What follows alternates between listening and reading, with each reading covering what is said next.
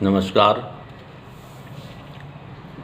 BEd second year और third year integrated BA BEd BSc BEd के विद्यार्थियों के लिए ज्ञान एवं पाठ्यक्रम विषय के अंतर्गत हम प्रथम इकाई का अध्ययन कर रहे हैं।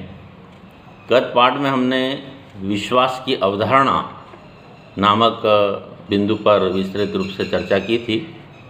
आज एक नया बिंदु लेकर के उपस्थित हैं जिसका नाम है सूचना की अवधारणा, कंसेप्ट ऑफ इंफॉर्मेशन। इस विषय पर अपन थोड़ा सा दृष्टि डालेंगे। प्रिय विद्यार्थियों, सूचना जिसे अंग्रेजी में हम इंफॉर्मेशन कहते हैं, सूचना एक विशेष प्रकार के आंकड़े जिसको डाटा कहते हैं, ये होते हैं जो कि किसी विशेष तथ्य से संबंधित होकर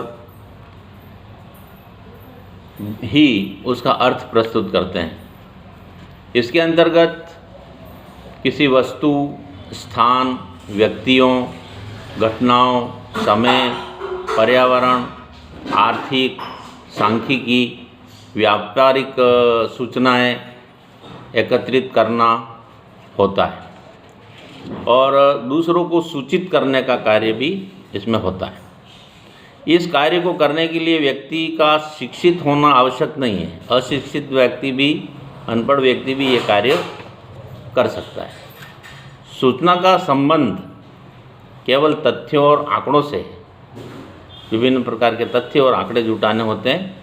यह दो तरह से होता है। एक तो मात्रात्मक यानी क्वांटिटेटिव, क्वांटिटी से मतलब है इसका मात्रात्मक, और दूसरा होता है गुणात्मक जिसको हम क्वालिटेटिव कहते हैं। ये दो तरह से सूचना होती हैं, मात्रात्मक एवं गुणात्मक।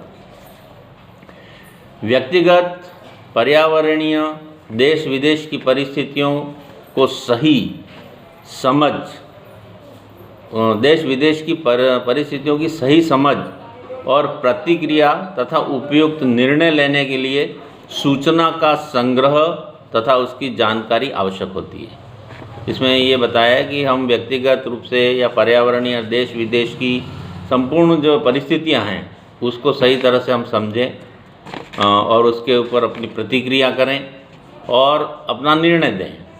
इसके लिए सूचनाओं का संग्रह करना और उसकी संपूर्ण जानकारी करना हमारे लिए आवश्यक होता है। और इस प्रकार का जो कार्य होता है वो जनसंचार माध्यमों से होता है। जितने भी हमारे जनसंचार माध्यम हैं, जैसे पत्र पत्रिकाएं होती हैं, रेडियो है, टीवी है, इंटरनेट है, कंप्यूटर है, ईमेल है, सीडी है, ये विभिन्न तरह की जो सूचनाएं होती हैं, जो सूचनाओं को हम संप्रेषित कर सकते हैं, आदान प्रदान कर सकते हैं, उन जनसंचार माध्यमों की आवश्यकता होती है। सूचनाओं के अभाव में व्यक्ति समाज से अलग थलग हो जाता है। अगर हमारे पास किसी तरह की कोई सूचना का आवागमन या आना जाना नहीं हो तो हम समाज से कट जाते हैं, हम अलग थलग पड़ जाते हैं। ऐसा लगता है जैसे हम किसी स्थान पर कैद कर लिए गए हों और कहीं किसी तरह की कोई सूचना हमको नहीं मिल रही हो, तो ऐसा माना जाता है। और फिर ऐसा माना जाता है कि जिस व्यक्ति समाज, देश व राष्ट्र के पास सर्वाधिक सूचनाएं संकलित होती हैं, जिस व्यक्ति समाज, देश और के पास में, किसी राष्ट्र के पास में विभिन्न तरह की जो सूचनाओं का संग्रह सर्वाधिक होता है, हर तरह की सूचनाएं, तो वो राष्ट्र जो है सभी राष्ट्रों में, दुनिया में जो है उसका वर्चस्व बढ़ जाता है। क्योंकि जितनी सूचनाएं प्राप्त करेगा उसके अनुसार वो प्रतिक्रिया करेगा और अपनी आगामी योजनाएं बनाएगा और योजनाएं बना करके वो अपना विकास करेगा, तो उसका वर्चस्व और उसका दबदबा जो है वह अन्य देशों से बढ़ जाता है। सूचनाओं के आधार पर ही व्यक्ति, समाज और राष्ट्र की उन्नति निर्भर करती है। जितनी सूचनाएं अधिक से अधिक मिलेगी वो राष्ट्र उन्नति के पथ पर ज़्यादा अग्रसर होगा और वो अपनी विकास जो है वो अधिक से अधिक कर पाएगा। तो इस तरह से हमने सूचनाओं का जो अर्थ है वो समझने का प्रयास किया। अब कुछ विद्वानों ने उसकी जो परिभाषा दी हैं उसके ऊपर थोड़ी दृष्टि डालें। परिभाषाओं में रोवली और टानर नाम के विद्वान हुए हैं, पाश्चात्य विद्वान हैं।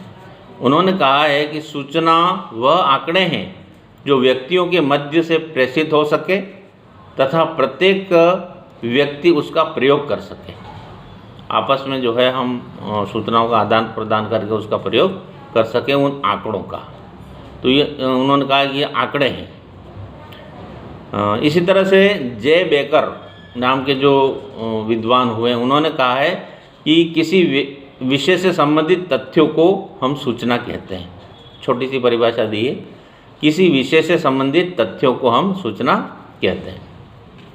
और एक ने तीसरे विद्वान हुए, उन्होंने कहा है, हाफमैन नामक विद्वान ने, उन्होंने कहा है कि सूचना वक्तव्यों, तथ्यों तथा आकृतियों का संकलन होता है।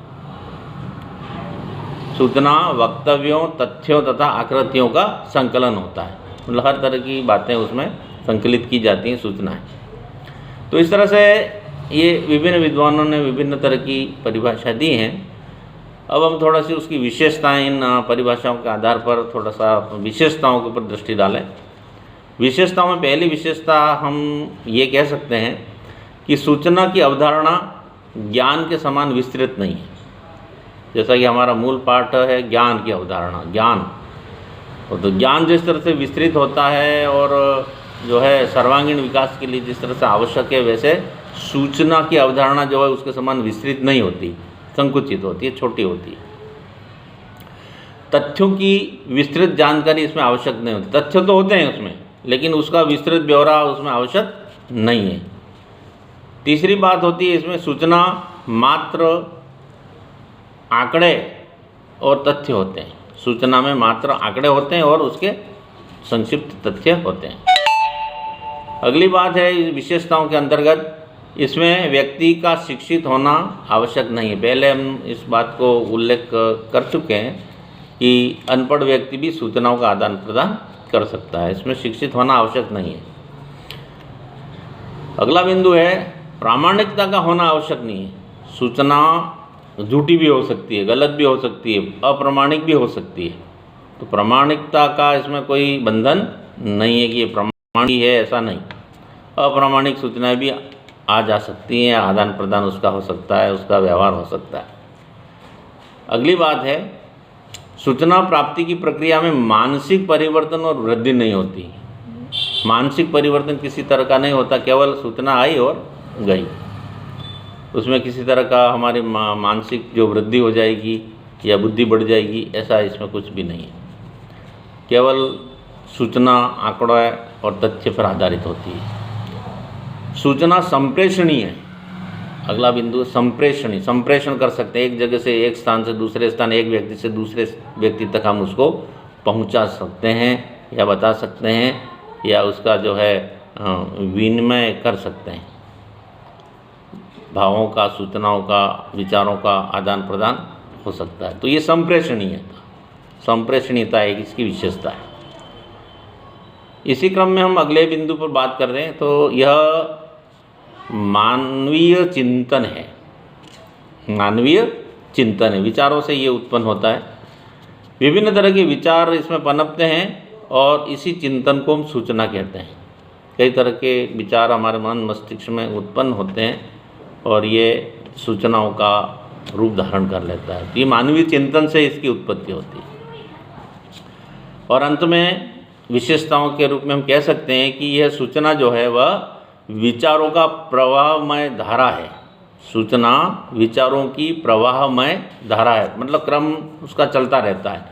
इसका न तो कोई इसका आदि तो है परंतु अंत नहीं। इसका प्रारंभ तो होता है लेकिन इसका कोई अंत नहीं है, अनंत है। इसका कोई अंत हम नहीं बता सकते। तो इस तरह से विचारों सूचना का हमने जो है विशेषताओं पर विचार किया और उसको लिपिबद्ध करने का प्रयास किया। अंत में हम उसके थोड़े महत्व पर जानकारी कर लेते हैं। वर्तमान युग में सूचना का महत्व निरंतर बढ़ता जा रहा है। वैज्ञानिक युग है हमारा और इस वर्तमान युग में सूचनाओं का महत्व बहुत अधिक बढ़ गया। बिना सूचना के हमारा काम सब अवरुद्ध हो जाता है। किसी प्रजातांत्रिक समाज के चहुमुखी विकास, क्रियान्वयन और व्यवस्थापन के लिए प्रजातांत्रिक जो समाज है हमारा देश का, या अन्य देश विदेशों में भी, दुनिया में भी कई ऐसे प्रजातांत्रिक समाज हैं, प्रजातांत्रिक देश हैं, उसमें उसका जो विकास करने के लिए, उसका क्रियान्वयन करने के लिए, उसके व्यवस्थापन के लिए सूचनाओं का होना बहुत आवश्यक होता है। प्रत्येक राष्ट्र चहुमुखी विकास के लिए इसकी भूमिका बहुत ही महत्वपूर्ण है। सूचनाओं की भूमिका बहुत महत्व रखती है। सूचना एक सामाजिक प्रक्रिया है, समाज के विकास के लिए ये आवश्यक होती है, और इसकी प्रकृति एक व्यक्ति से दूसरे व्यक्ति का तक विभिन्न भूमिकाओं में निर्वहन करती है। एक व्यक्ति से दूसरी व्यक्ति तक ये सूचना जाती है तो उसमें कई तरह की भूमिकाओं का निर्वहन करती है, कई तरह की उसकी भूमिका होती है सूचना की।